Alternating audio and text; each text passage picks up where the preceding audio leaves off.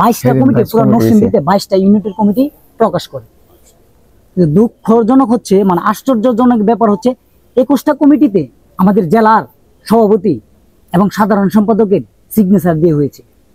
একমাত্র আমাদের এই রায়পুরা সরকারি কলেজের কমিটি সেন্ট্রাল সভাপতি এবং সাধারণ সম্পাদকের সিগনেচারে অনুমোদন দিয়েছেন।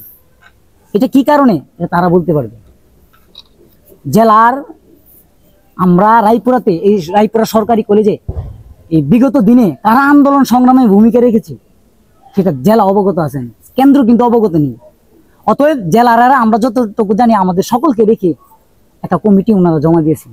ওনাদের ওই কমিটিকে ওনারা ভায়োলেট করে ওনাদের মন গড়া মতো এই আমাদের রায়পুরাতে সেন্ট্রাল ছাত্রদলের সাবেক একজন নেতা আছেন, ওনার নাম হচ্ছে ইকবাল হোসেন শ্যামল। ওনার নিজের পেশি শক্তিতে উনি এই কমিটি কেন্দ্র থেকে অনুমোদন নিয়ে এসেছেন।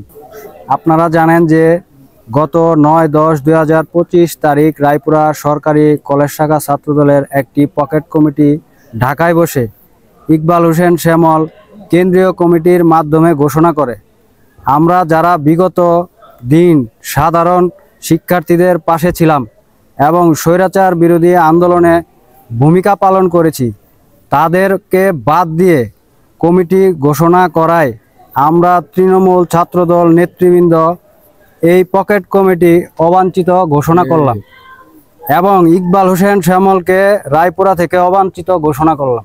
ইকবাল হোসেন শ্যামল ঢাকায় বসে পকেট কমিটি করেছে, আমরা রায়পুরা সরকারি কলেজ শাখা ছাত্রদলের সকল নেতৃবৃন্দ এই পকেট কমিটি মানে না এবং এই ঘোষিত কমিটিকে অবাঞ্ছিত ঘোষণা করলাম। তার সাথে ইকবাল হোসেন শ্যামলকেও রায়পুরা থেকে আমরা অবাঞ্ছিত ঘোষণা করলাম। ইতোপূর্বে আমাদের বড় ভাই যা কিছু বলেছে তা আপনারা শুনেছেন এবং যা বলেছে তা সত্য বলেছে। আমাদের এই রায়পুরা কলেজ মাঠে যতখানি আমাদের পদবিচরণ ছিল তারা তার 1% করতে পারে না। এই পর্যন্ত আমরা যতটা কাজ করেছি তারা এর ধারের কাছেও নেই। তারা কিভাবে কমিটি পায়, আমি তার প্রতিবাদে জানাচ্ছি এবং আপনাদের কাছে অনুরোধ করলাম এটি দেশবাসীকে জানিয়ে দিবেন। এই বলে আমি আমার সংক্ষিপ্ত বক্তব্য শেষ করছি।